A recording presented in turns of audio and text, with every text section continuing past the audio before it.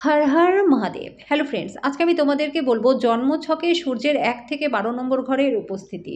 তোমাদের জন্মছকের ফার্স্ট হাউসে যদি সূর্য থাকে তাহলে দেখবে তোমাদের মধ্যে কিন্তু সাহসিকতা বেশি থাকে, তোমাদের জীবনযাত্রা খুব সুন্দর হয়, আর্থিকভাবেও তোমরা সচ্ছল থাকো, তোমাদের জীবনটা একটু আরাম আয়েসের মধ্যে দিয়ে কিন্তু কাটে।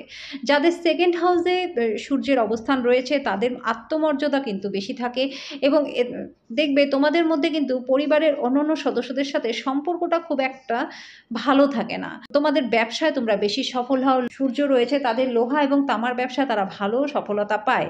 তৃতীয় ঘরে যাদের সূর্য রয়েছে তারা প্রচণ্ড সাহসী হয়। এই ধরনের ব্যক্তিরা কঠোর পরিশ্রমের মাধ্যমে সফলতা অর্জন করে। সরকারি চাকরিও কিন্তু ভালো লাভ হয় যাদের থার্ড হাউসে সূর্য রয়েছে। ফোর্থ হাউসে যাদের সূর্য রয়েছে তাদের কিন্তু উচ্চ পদমর্যাদা এরা অর্জন করে। এদের কিন্তু পৈতৃক সম্পত্তি ভোগে একটু অসুবিধা হয়।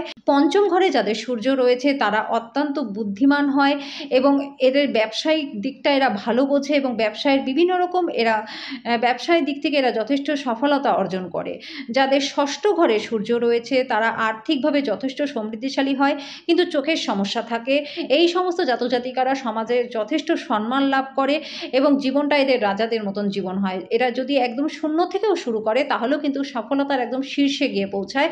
যাদের সিক্সথ হাউসে সূর্য রয়েছে, সেভেন্থ হাউসে যাদের সূর্য রয়েছে তাদের বিবাহিত জীবনটা কিন্তু যথেষ্ট প্রভাবিত হয় এবং উচ্চ পদ এরা লাভ করে এবং এদের শারীরিক দিক থেকে কিছুটা অসুস্থতা থাকে। ব্যবসার জন্য কিন্তু শুভ হয়।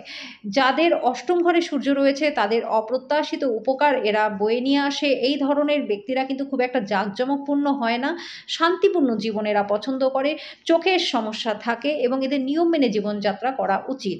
যাদের নবম ঘরে সূর্য রয়েছে তারা যথেষ্ট পরিশ্রমী হয়, উচ্চ পদে অধিষ্ঠিত হওয়ার প্রবণতা এদের থাকে। এই ধরনের ব্যক্তিরা প্রত্যেকটা কাজ অত্যন্ত দক্ষতার সাথে সম্পন্ন করে। যাদের দশম ঘরে সূর্য রয়েছে তাদের কিন্তু যথেষ্ট ভালো হয়। এই ধরনের ব্যক্তিরা উচ্চ পদস্থ কর্মকর্তা হয়, সরকারি চাকরি পাওয়ার যথেষ্ট সম্ভাবনা থাকে এবং এদের যথেষ্ট সম্মানও এরা পায়।